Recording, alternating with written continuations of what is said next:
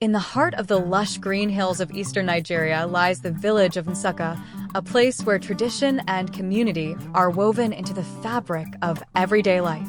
The village bustles with activity, especially in the mornings when farmers head to their fields, children make their way to school, and market women prepare their wares for sale. The scent of fresh crops and wood smoke fills the air, blending with the sound of laughter, chatter, and the clucking of chickens. Among the villagers is a young girl named MMA, who lives with her widowed mother in a modest hut near the edge of the village. Life has not been easy for MMA and her mother since the passing of her father several years ago. Her father had been a strong man, a respected farmer, and his death left a deep void in their lives. Yet, despite the hardship, MMA and her mother carry on. MMA's mother tends to the land her husband left behind, cultivating crops to sell in the village market. She works tirelessly, her hands calloused from years of labor, but her heart remains hopeful, for she is one thing that drives her forward: MMA's future. MMA is a bright girl, known for her intelligence, kindness, and determination. Even though the weight of their struggles sometimes feels unbearable, MMA never falters in her commitment to her education. Nsukka is a close-knit village where everyone knows everyone, and MMA is well-loved by the people. Her cheerful spirit, despite the challenges of her life, endears her to the villagers, who often offer her mother support in small but meaningful ways. The elders admire her for her discipline, while her peers respect her academic abilities. Little do they know, beneath the surface, envy and bitterness are slowly brewing in the heart of one person who would soon change MMA's life forever. Every morning before the sun fully rises, MMA starts her day. She wakes early, helps her mother with household chores, and assists in tending to their small plot of farmland. By the time the village begins to stir with activity, MMA has already spent hours helping her mother prepare the vegetables they will sell at the market later. Life in the village is difficult, and MMA's mother struggles to keep up with the growing financial burdens, but she never lets MMA feel the full weight of their troubles. After finishing her morning tasks, MMA gathers her books and makes her way to school. Her feet move quickly along the well-worn dirt path, eager to absorb the lessons her teachers will share. She knows that education is her way out of the hardships her family faces. With her sharp mind and strong determination, she excels in her studies, often receiving praise from her teachers. At school, MMA is known not only for her academic brilliance, but also for her helpful nature. She often stays behind to help clean the classroom or assist her peers with difficult lessons. Her teachers admire her focus, while her friends are grateful for her generosity. But MMA doesn't just spend her time in books. When school is over, she returns to help her mother in the market, where they sell their produce. The bustling marketplace is a hive of activity. Women with colorful headscarves hawk their goods, while men trade animals and wares.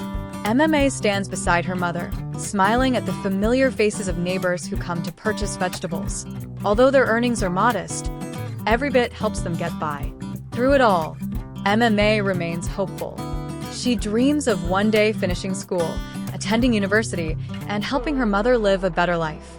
She believes that education is the key to unlocking a brighter future, and with each day that passes, she becomes more determined to succeed. But little does MMA know that dark clouds of jealousy are forming, threatening to overshadow her dreams. MMA has a best friend named Ada, a girl who lives just a short walk away from her home. Ada and MMA have been inseparable since they were young children, playing together in the fields and walking to school side by side. Ada is a sweet girl, quiet and more reserved than MMA, but the two complement each other perfectly. They share their hopes and dreams, supporting one another through both good times and bad. The girls often spend their free time together, sitting under the large mango tree near the village stream, talking about everything from school to their future ambitions. Ada listens in awe as MMA talks excitedly about her desire to attend university one day. MMA dreams of becoming a doctor, not just to escape poverty, but to give back to her village, helping those who need it most.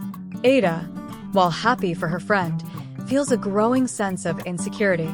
Though she is also a good student, she cannot help but feel overshadowed by MMA's brilliance.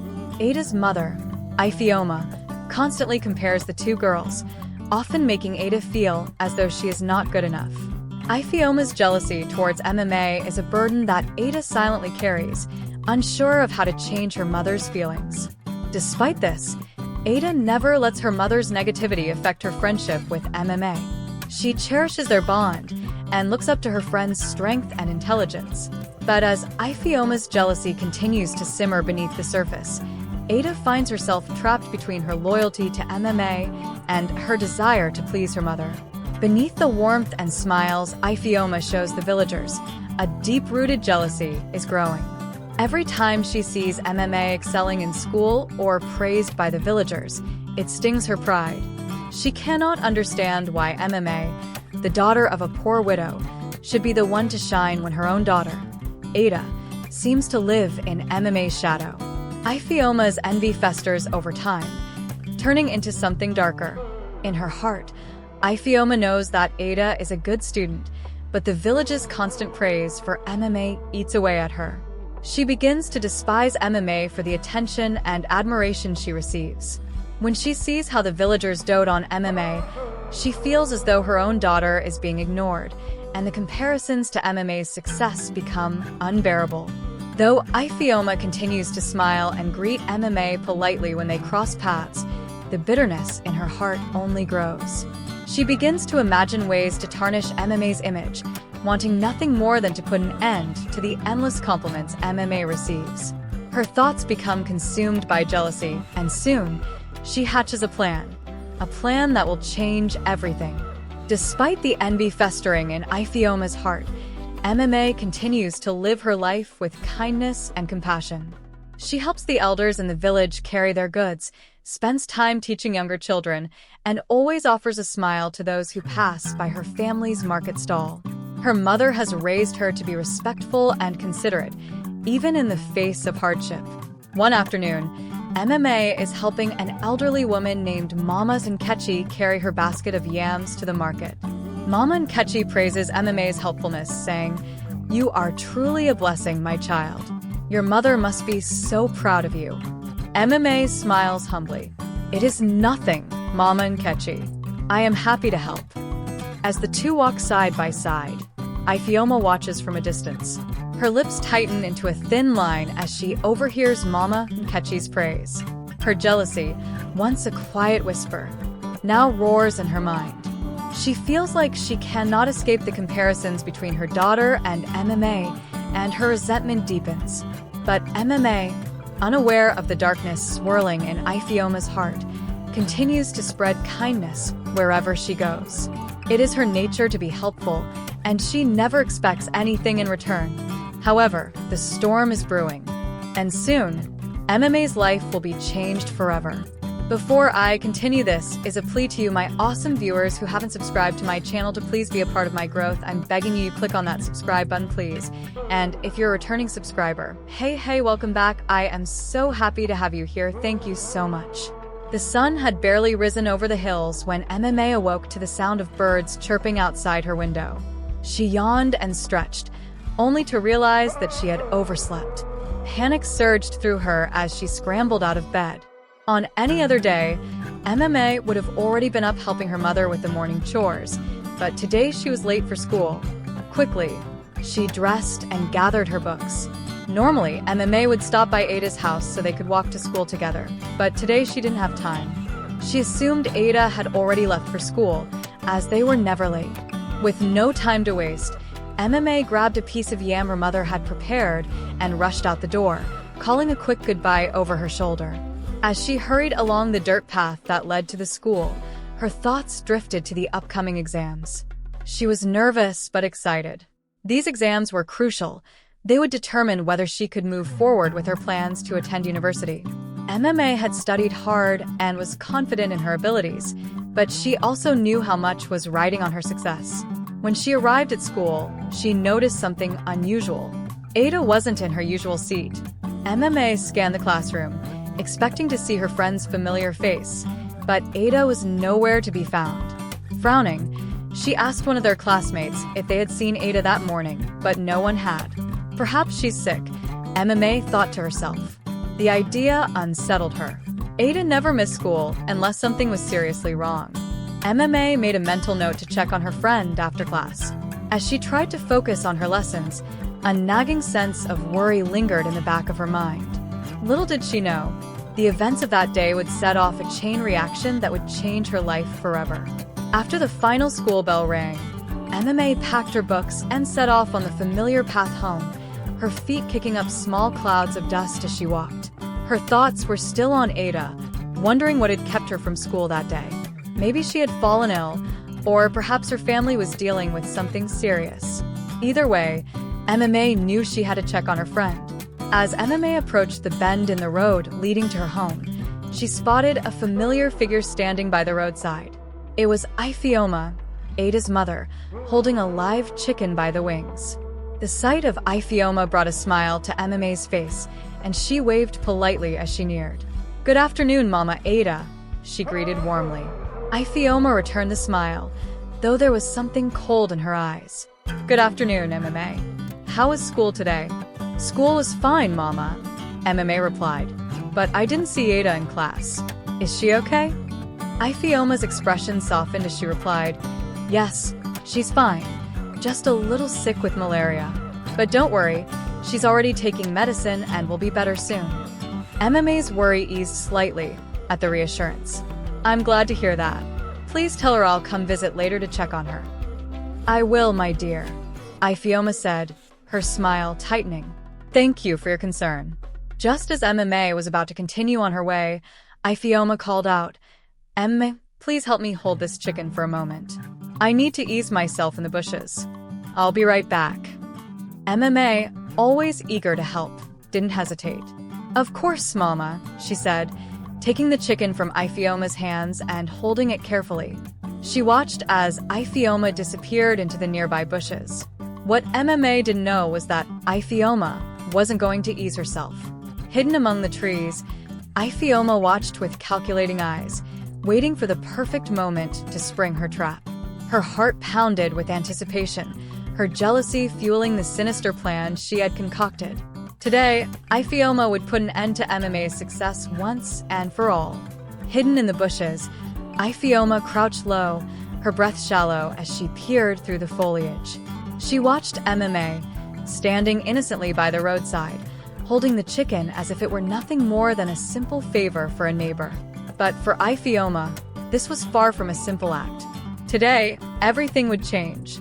Today, she would finally bring MMA down from the pedestal everyone seemed to put her on. Ifeoma's jealousy had festered for years. Watching MMA excel in school, praised by teachers and villagers alike, while her own daughter, Ada, lived in MMA's shadow, was more than she could bear. Ifeoma knew it wasn't fair to blame MMA, but the feelings of inadequacy had grown too strong. She had convinced herself that MMA was the source of all her problems, and the only way to fix things was to ruin her reputation. As she crouched in the bushes, Ifeoma's mind raced. Her plan was simple but effective. All she needed was the right moment. The group of young men she had spotted earlier would be her key. Ifeoma had overheard them talking about heading into the village for some drinks, and they were bound to pass by this very road soon. All she had to do was wait for them. Minutes passed, and Ifeoma's heartbeat quickened as she heard the sound of approaching voices. The young men were laughing and chatting loudly as they made their way down the path. This was her moment. Without hesitation, Ifeoma burst out of the bushes, waving her arms frantically and shouting at the top of her lungs, "Thief! Thief! This girl is stealing my chicken." MMA's heart skipped a beat as she turned in shock to see Ifeoma running toward her, pointing accusingly at the chicken she was holding. Before she could even process what was happening, the group of young men stopped, confused by the commotion. The sight of Ifeoma's frantic cries and wild gestures was enough to convince them that something was terribly wrong. MMA stood frozen in place, her mind reeling as she tried to understand why Ifeoma was accusing her. The chicken slipped from her hands and fell to the ground, but it was too late. The young men, fueled by Ifeoma's words, began to close in on MMA. MMA's heart raced as the young men circled her, their faces twisted with confusion and anger. She opened her mouth to explain, but her voice was drowned out by Ifeoma's cries. "This girl tried to steal my chicken. I caught her red-handed," Ifeoma shouted, pointing at the fallen bird. MMA shook her head frantically, her eyes wide with shock. "No, that's not true. I was just holding it for her. Mama Ifeoma asked me to hold it while she went into the bushes. I didn't steal anything," but her protests fell on deaf ears. The young men, seeing the panic in Ifeoma's face and hearing the word thief, assumed the worst. They stepped closer, their expressions hardening. "Why would she accuse you if you didn't do it?" one of the men asked, crossing his arms. MMA tried to speak again, her voice shaking with fear. "I swear I didn't steal it. I've never stolen anything in my life. You can ask anyone in the village." But Ifeoma wasn't finished. She stepped forward, her face a mask of false outrage. "Liar," she spat. "I saw you with my own eyes. You were trying to put the chicken in your school bag when I came back. You thought I wouldn't notice." Tears welled up in MMA's eyes as she realized the gravity of the situation. No matter what she said, the young men were already convinced of her guilt. They didn't know MMA as well as the people in the village did, and Ifeoma's story sounded convincing. Without warning, one of the men grabbed MMA's arm, yanking her forward. "Let's take her to the king," he said gruffly. "Let him decide what to do with her." MMA's heart sank. She knew that if the king believed Ifeoma's lies, her life would be ruined. She had heard stories of what happened to thieves in the village: public humiliation, punishment, and even exile. The thought of her mother's shame weighed heavily on her. The men began to drag MMA down the road, ignoring her cries and pleas. As they marched toward the palace, a crowd began to gather, curious onlookers whispering among themselves. MMA's once bright future now seemed to hang in the balance, and the weight of her innocence felt heavier with each passing step. By the time MMA and the group of young men reached the palace, a large crowd had gathered behind them. Whispers filled the air as villagers began speculating about what had happened. Some recognized MMA and were surprised to see her in such a situation, while others, unfamiliar with her character, were quick to believe Ifeoma's accusation. The palace was a grand structure, standing tall in the center of the village. It was a place where disputes were settled and justice was served, and today, MMA would stand before the king to defend herself against the false accusations.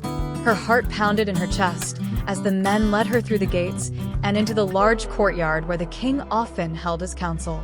The king, a wise and just man, sat on his throne, surrounded by village elders. His stern expression softened slightly as he looked upon the young girl being dragged before him. He had heard whispers of MMA's intelligence and good nature, and he was curious to hear what had brought her before his court. One of the young men stepped forward and bowed. "My king, we have brought this girl to you because she was caught stealing a chicken from Mama Ifeoma." The king raised an eyebrow and turned his gaze to MMA, who stood trembling before him. "Is this true?" he asked, his voice calm but commanding. "Did you steal the chicken?" MMA's voice shook as she answered. "No, my king, I did not steal the chicken. Mama Ifeoma asked me to hold it for her while she went into the bushes. I swear, I was only helping her." Ifeoma stepped forward, her face filled with righteous indignation. "Lies," she spat. "This girl has been jealous of my daughter, Ada, for years. She wanted to steal the chicken to humiliate me." The king looked between MMA and Ifeoma, his expression unreadable. He turned to the elders seated beside him. "What do you make of this?" he asked them. The elders whispered among themselves, but none could reach a clear decision. The king sighed, rubbing his temples. "Very well," he said at last. "We will hear the testimonies of the villagers, and I will decide." MMA's mother, Nkem, was preparing a meal, unaware of the storm brewing in the village. She hummed quietly to herself as she stirred the pot of soup on the fire. The smell of fresh vegetables filled the air, and she smiled, thinking about how MMA would be coming home from school soon. Suddenly, there was a loud knock on the door. Before Nkem could even respond, her neighbor, Mama Nkechi, burst into the house, her face pale with worry. "Nkem, Nkem," Mama Nkechi cried, breathless from running. Nkem's heart jumped, and she quickly turned from the fire. What is it? What's wrong? It's MMA. They've taken her to the palace. Mama Nkechi said, her voice shaking. They're saying she stole a chicken. Nkem's breath caught in her throat. What? No. That can't be true. Without another word, Nkem dropped everything and ran out the door, her heart pounding in her chest. She couldn't believe what she was hearing. Her daughter accused of theft? It had to be a mistake. MMA was a good girl, respectful and hardworking. She had never stolen anything in her life. As Nkem raced through the village streets, her mind swirled with panic. She passed by villagers who whispered among themselves, some giving her sympathetic looks, others shaking their heads in disbelief. The words thief and MMA seemed impossible to pair together, but the accusations were spreading like wildfire. By the time Nkem reached the palace, her legs were trembling, and she could barely catch her breath. She pushed her way through the crowd that had gathered outside the courtyard, desperate to reach her daughter. MMA, she cried out as she finally saw her daughter standing before the king, her face pale and tear-streaked. MMA's head snapped up at the sound of her mother's voice, and tears welled up in her eyes. Mama, Nkem rushed forward, her heart breaking at the sight of her child in such a terrible situation. She fell to her knees before the king, her hands clasped in prayer. My king, please, you must believe me. My daughter would never steal, not be swayed by her tears. A thief is a thief, no matter how innocent they may seem. MMA was caught in the act, and she must face the consequences. Ifeoma's words sent a ripple of whispers through the crowd. Nkem's heart sank even further, but she refused to give up. She rose to her feet, standing tall before the king. My daughter is not a thief, she said firmly, her voice steady now. I know this in my heart. The king remained silent, his expression troubled. He turned to the elders for their counsel, but they, too, seemed uncertain. After a long pause, the king finally spoke. I understand your plea, Nkem, he said softly, but the law must be followed. We cannot make a decision based on emotions alone. I will take time to deliberate on this matter, and I will give my final judgment tomorrow. The crowd buzzed with anticipation as the king's words sank in. Nkem's heart was heavy as she realized that MMA's fate was still hanging in the balance. She could only hope that the king would see the truth and spare her daughter from an unjust punishment. The following morning, the sun rose over Nsukka, casting long shadows over the village. The air was thick with tension as the villagers gathered once more outside the palace, waiting for the king's final judgment. Nkem and MMA stood together, their hearts heavy with fear and uncertainty. Nkem held MMA's hand tightly, whispering words of comfort to her daughter, though her own heart was filled with dread. The king, dressed in his royal robes, took his place on the throne. The village elders sat beside him, their faces somber. The courtyard was silent as the king raised his hand, signaling the start of the proceedings. MMA, step forward, the king commanded, his voice echoing through the courtyard. MMA took a deep breath and stepped forward, her legs trembling beneath her. She could feel the weight of the villagers' eyes on her, and the air seemed to press down on her like a heavy burden. The king looked at her with a stern but sympathetic expression.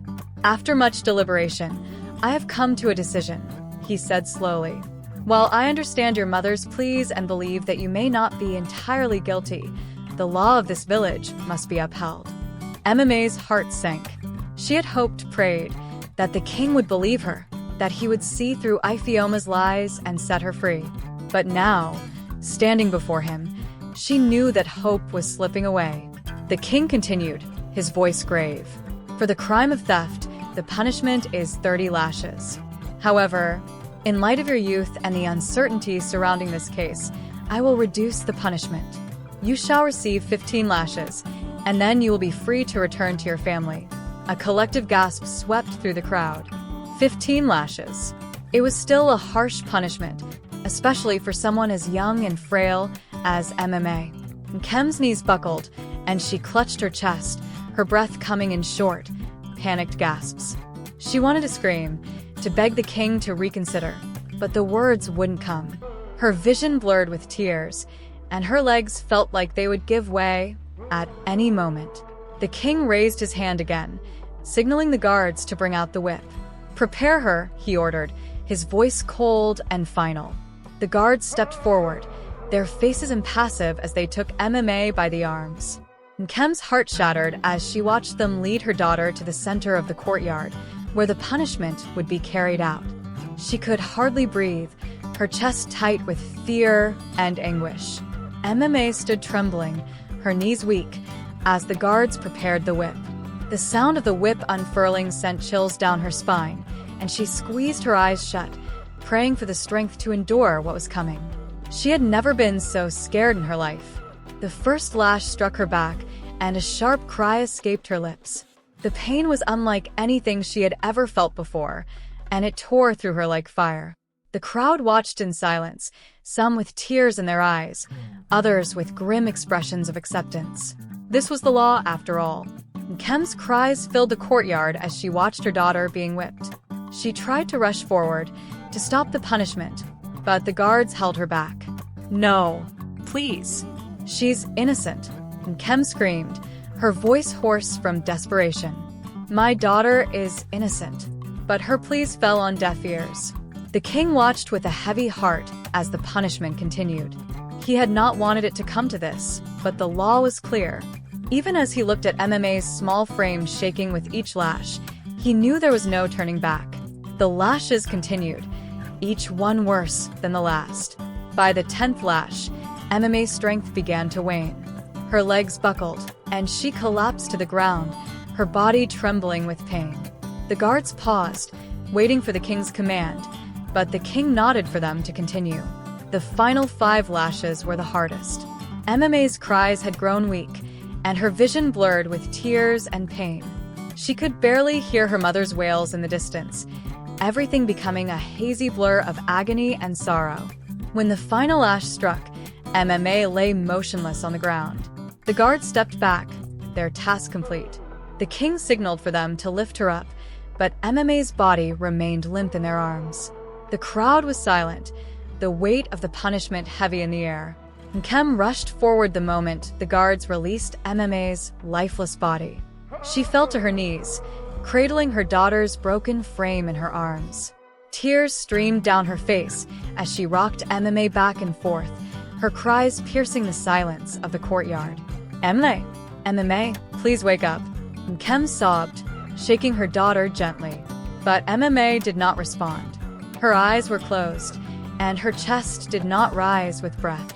The villagers looked on in stunned silence, realizing that the punishment had gone too far. Whispers spread through the crowd, and guilt washed over many of those who had doubted MMA's innocence. Even Ifeoma, who had stood confidently at the edge of the courtyard, now felt a pang of unease. She hadn't intended for this to happen, not for MMA to die. The king's expression darkened as he realized the gravity of what had occurred. He had ordered the lashes, but he had not foreseen this. He stepped forward, his voice heavy with regret. "Release the mother," he commanded, signaling the guards to let Nkem go. Nkem's sobs filled the air as she clutched MMA's still body. "My child, my precious child," she wept. "You didn't deserve this." The village had been silent, but now the whispers began to rise again, people murmuring in shock and disbelief. What had started as a petty accusation had now ended in tragedy. The village of Nsukka was never the same after that fateful day. The news of MMA's death spread like wildfire, casting a shadow over the once vibrant village.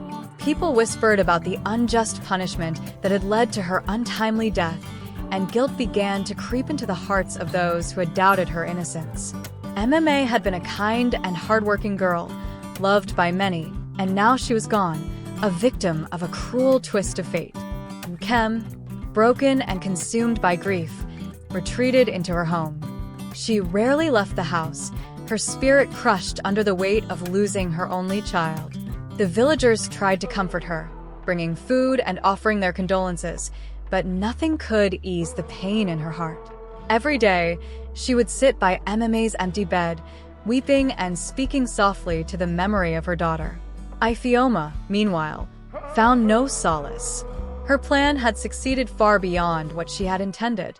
She had wanted to. As for Ifeoma, her fate remained a cautionary tale. The villagers spoke of the madwoman who had once been a respected member of their community, but who had been consumed by envy and lies. No one knew where Ifeoma had gone after her madness took hold, but it was said that she wandered the hills, lost in her own mind, forever paying the price for her actions. And so, the story of MMA, the innocent girl who was wrongfully accused, and Ifeoma, the woman whose jealousy destroyed her, lived on in the hearts of the people of Nsukka. It became a reminder to all that kindness, truth, and justice must always be at the forefront of their lives, for the consequences of envy and lies could be more devastating than anyone could ever imagine. Please, if you haven't subscribed, please click on that subscribe button, turn on the notifications, so when I post more interesting stories, you'll be the first to get them. I really appreciate you. I do not take your support for granted. See you in my next video. Bye-bye. Tarnish MMA's reputation. To stop the constant comparisons between her daughter Ada and MMA. But now, MMA was dead, and the guilt weighed heavily on her. She could feel the eyes of the villagers on her, some of them filled with suspicion, others with disdain. Though no one spoke it aloud, they knew she had been the one to push the false accusation. At night, Ifeoma's dreams were haunted by MMA's face, her wide, tear-filled eyes, her trembling hands as she pleaded for mercy. The dreams grew more vivid with each passing night, and soon, Ifeoma found herself unable to sleep. No matter how hard she tried to push the guilt away, it clung to her like a shadow. One evening, as Ifeoma sat alone in her home, staring blankly at the wall, she heard a faint whisper. At first, she thought it was the wind, but as the sound grew louder, she realized it was a voice, a familiar voice. Ifeoma. Her heart raced as she looked around the empty room. "Who's there?" she called out, her voice trembling. But there was no answer, only silence. As days turned into weeks, Ifeoma's guilt began to eat away at her mind. She could no longer look at her own daughter, Ada, without feeling the weight of her actions. Ada, who had once been her pride and joy, now reminded her of the terrible things she had done. The villagers whispered behind her back, and she could feel their judgment even in the smallest of interactions. Ifeoma started avoiding the marketplace, sending Ada to run errands in her place. She no longer greeted her neighbors with a smile, choosing instead to stay inside, where the walls seemed to close in on her. But even inside her home, there was no escape. The whispers she had once dismissed now echoed in her ears day and night. One evening, as Ifeoma lay in bed, trying to quiet her mind, she heard the whisper again. This time, it was unmistakable. "Ifeoma." The voice was soft but cold, like the wind that blows just before a storm. It was MMA's voice. Ifeoma sat up, her heart pounding. She glanced around the dark room, her breath coming in shallow gasps. "Who's there?" she called out again, her voice shaking. But once again, there was no reply. Only the sound of her own breathing and the silence of the night. She lay back down, pulling the blanket tightly around her, but sleep refused to come. Instead, the voice came again, louder this time. "Ifeoma, you will pay for what you have done." Ifeoma bolted upright, her eyes wide with fear. She knew then that this was no trick of her imagination. It was MMA's spirit, seeking revenge for the injustice that had been done to her.